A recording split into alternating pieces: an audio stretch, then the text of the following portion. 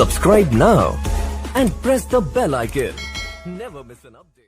To my channel SBS education era. आज के इस वीडियो में हम डिस्कस करने वाले 3 मार्क का एक इम्पोर्टेंट क्वेश्चन जो कि है सॉलिड स्टेट से। जो क्वेश्चन है crystalline solid and amorphous solid का डिफरेंस। ये मेजोरिटी एग्जाम में यही क्वेश्चन आता है। गुजरात बोर्ड के लिए भी इम्पोर्टेंट है और CBSE में काफ़ी बार पूछा गया है। आपको 3 मार्क में ये क्वेश्चन आने के सबसे ज़्यादा चांस है, तो आइए देखते हैं। सबसे पहले हम क्रिस्टलाइन सॉलिड की बात करेंगे, बाद में एमरफस। आपको अभी से ऐसा याद रखने का कि LHS पे क्रिस्टलाइन ही लिखना है और RHS पे एमरफस ही लिखना है, तो आपको एग्जाम में कन्फ्यूज़न ना हो कि कौन सा पॉइंट कौन से डिफरेंस में था। तो नंबर 1 शेप। तो क्रिस्टलाइन सॉलिड में डिफाइनाइट कैरेक्टरिस्टिक ज्योमेट्रिकल शेप, मतलब क्रिस्टलाइन सॉलिड का ज्योमेट्रिकल शेप होता है वो एक डिफाइनाइट होता है, मतलब एक फिक्स शेप होता है, जैसे रेक्टेंगल, स्क्वायर, सर्कल एक्सेट्रा, कोई भी फिक्स फॉर्म होता है।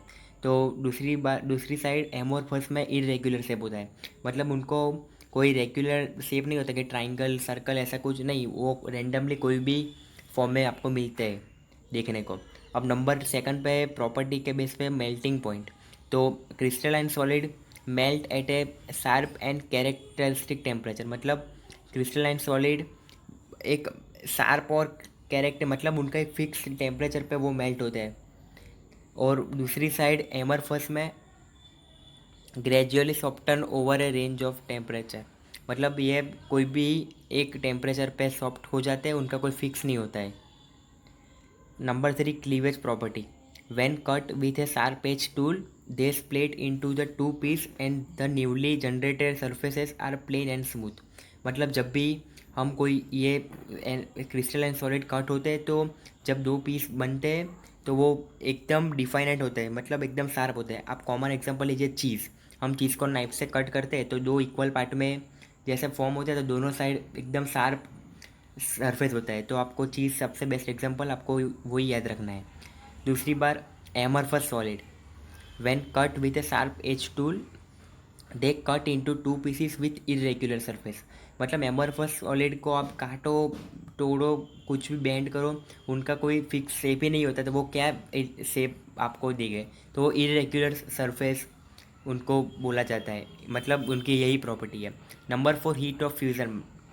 तो they have definite and characteristic heat of fusion, मतलब इनकी एक डेफिनेट मतलब एक फिक्स होती है और कैरेक्टरिस्टिक मतलब ये उनका पहले से जब भी बनता है उनका फॉर्म ही होता है कि ये इनका हीट ऑफ फ्यूज़न, मतलब इनका एक स्पेसिफिक होता है रेंज। दूसरी साइड एमॉर्फस में they do not have definite heat of fusion, मतलब इनका कोई होता, उनका हीट ऑफ फ्यूज़न डिफाइनेट नहीं होता, मतलब अनडिफाइन है, रैंडमली कोई भी हो सकता है, उनका कोई फिक्स वैल्यू नहीं है। नंबर 5 पे एन आइसोट्रॉपी। तो they are anisotropic in nature. देखो ये काफ़ी इंपॉर्टेंट पॉइंट है, यह नेगेटिव है, मतलब इससे पूरा ऑपोजिट है। यह बस सब में पॉजिटिव की बात की है तो ये नेगेटिव है, एन आइसोट्रॉपिक है। तो आपका MCQ में यही पूछेगा कि which of the following is not true for crystalline solid. They are anisotropic in nature. तो एमॉर्फस में आइसोट्रॉपिक इन नेचर, मतलब ये आइसोट्रॉपिक है। अब इनके नेचर के बारे में बात करते हैं। तो ट्रू सॉलिड, तो crystalline solids are true solid, amorphous solids are pseudo solid और सुपर कूल्ड लिक्विड, मतलब क्रिस्टलाइन हकीकत में भी एक ट्रू सॉलिड है, बट एमॉर्फस सूडो सॉलिड बोलते हैं या सुपर कूल्ड लिक्विड इनको बोलता है। ये भी इंपॉर्टेंट है MCQ के लिए। अब आते हैं ऑर्डर ऑफ अरेंजमेंट और इन अरेंजमेंट ऑफ कॉन्स्टिट्यूएंट पार्टिकल। तो they have long range order, मतलब क्रिस्टलाइन का लॉन्ग रेंज ऑर्डर होता है क्योंकि ये बहुत ज़्यादा मात्रा में होता है।